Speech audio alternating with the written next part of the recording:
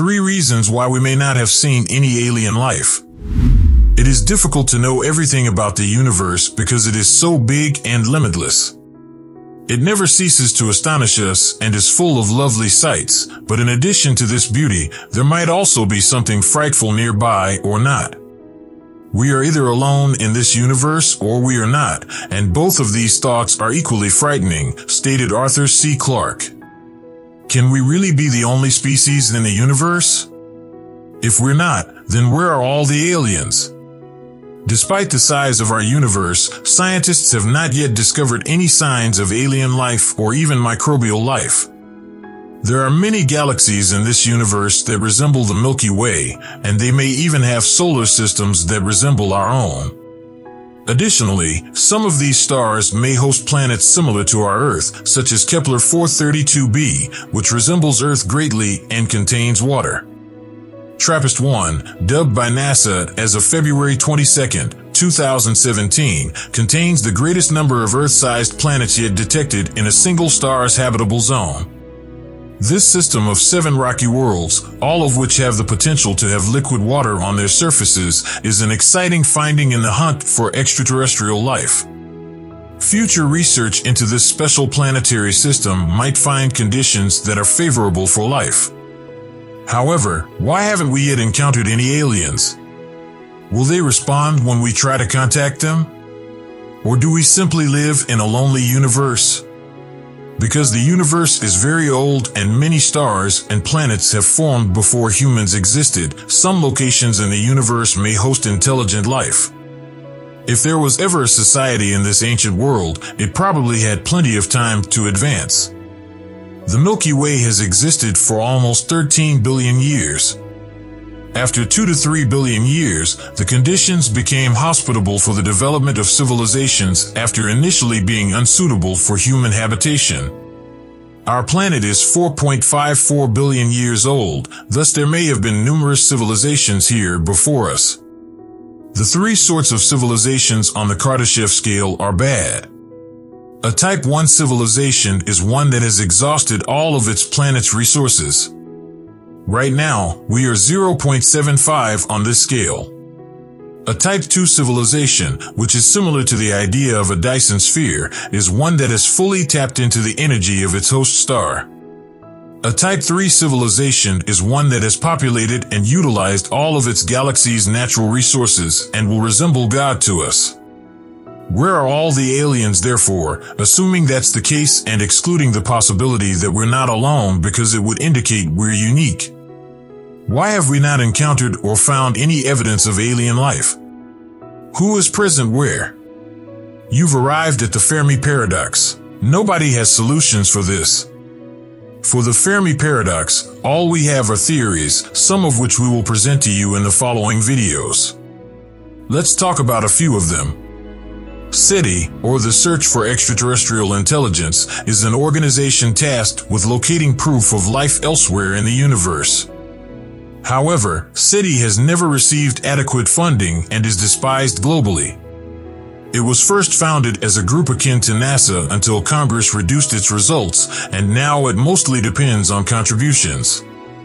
Another group, METI, is a relatively young endeavor that stands for Messaging Extraterrestrial Intelligence. Sending communications to extraterrestrial beings in an effort to establish contact with them is its principal goal. It produces and sends communications throughout the galaxy in an effort to get in touch with extraterrestrial civilizations. METI reevaluates the type of communications to deliver and focuses on nearby star systems. Although it is true that SETI and METI scientists have not had much funding to observe space, only a small portion of the enormous Milky Way galaxy has been observed by SETI, despite its size. Thus, our knowledge of the universe and our galaxy is limited. It's like saying there are no sharks in the ocean because there are none in my beaker after filling up a beaker with water at the beach.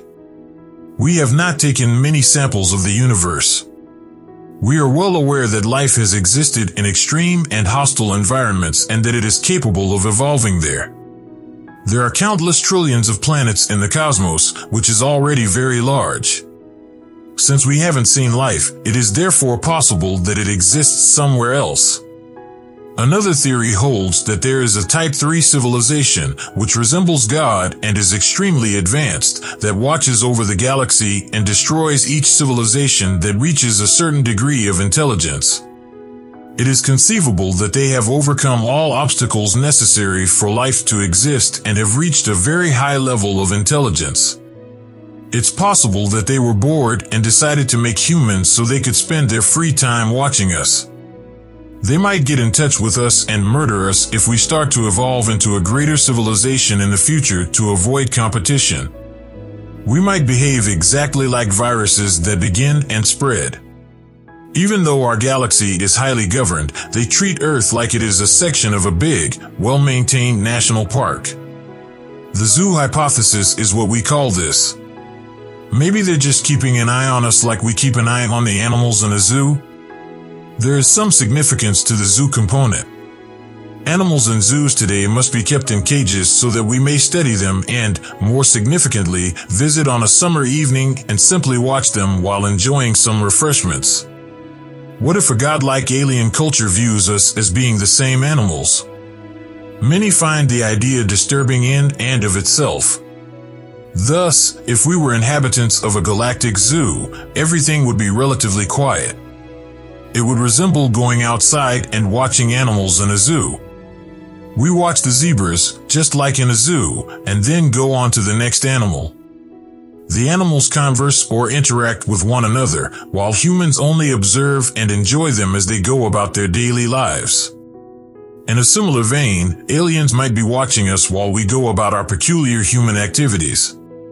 However, what if we could make a few minor changes to this hypothetical situation to actually establish interspecies communication? They actively send messages of their own in an effort to establish contact, and that is the fundamental goal of both SETI and a new project called METI, Messaging Extraterrestrial Intelligence. Who are the zookeepers is the other concern. The very prospect of this is frightening. Many science fiction films and books that we have seen and read depict the idea that we are unknowingly participating in an experiment or simulation and that someone is keeping watch over us.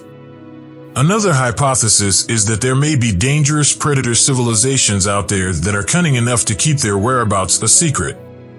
As a result, we would be exposed as fools who are unable to perceive them because they don't want us to. This also explains why SETI has not turned up any signals. Because, as Stephen Hawking put it, if they came here, it would be like when Columbus first arrived in America, which wasn't good for the Native Americans. There is no way that it will be pleasant neighborhood chatter. Advanced aliens may remain silent for other reasons as well. The concept of self-preservation comes to mind. What if they're attempting to escape being obliterated or captured? The fact that we want to safeguard our kind is part of our evolutionary makeup, thus this seems legitimate. Similar to how a father will protect their child, a squirrel will defend another squirrel. Because they wish to pass along their hereditary. And for that reason, they are covert. However, if they encounter us and perceive us as a threat to their civilization, they may destroy us. The possibility that humans are the only beings in the universe is a compelling theory to consider. This idea terrifies me. But what if we are everything? Why are we the sole life in the cosmos, and what makes us so unique? Are we the only ones searching for life on the surface? Do we have to tell anyone else about this?